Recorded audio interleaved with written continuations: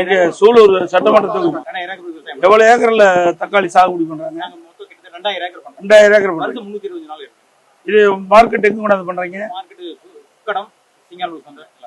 இங்கதான் பண்றீங்க. எந்த வெளி மாவட்டத்துல எங்கேயும் போறது இல்ல.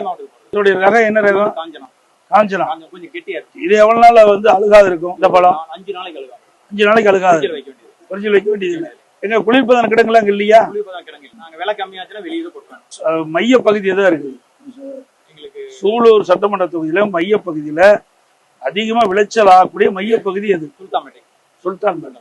அங்க ஒரு குளிர்பதன கிடங்கு வச்சா அங்க இருக்கிற விவசாயிகள், இந்த தக்காளி சாகுபடி செய்யற விவசாயிகள் விளைவீட்டு வந்து பாதுகாக்கலாம்.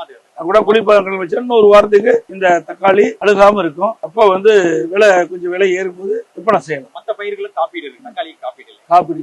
மழை பெஞ்சா தக்காளி அப்படியே உழவு வேற வழி கொடுங்க. மனு வாங்கி பாத்தீங்கன்னா இப்போ ஒரு கிலோ என்ன விலைக்கு விற்குது? 20 ரூபாய்க்கு விற்குது.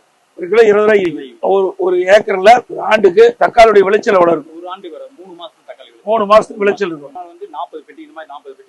ஆப்பிள் ஒரு பெட்டி எத்தனை கிலோ? 15 கிலோ. ஒரு நாள் விட்டு ஒரு நாளைக்கு 600 கிலோ இருக்கு. தக்காளி நாத்துக்கு தக்காளி வந்து நம்முடைய பலனுக்கு எப்போ ஒரு 3 மாசம் 3 மாசம் கழிச்சு இந்த மாசம் தான் காய்க்கும்.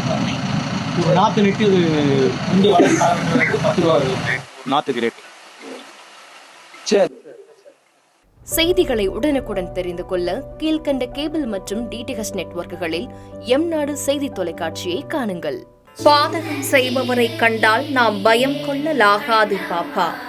மோதி மிதித்து விடு பாப்பா, அவர் முகத்தில் உமிழ்ந்து விடு பாப்பா. அண்மை செய்திகளை உடனுக்குடன் தெரிந்து கொள்ள இணைந்திருங்கள் எம்நாடு தொலைக்காட்சியுடன்.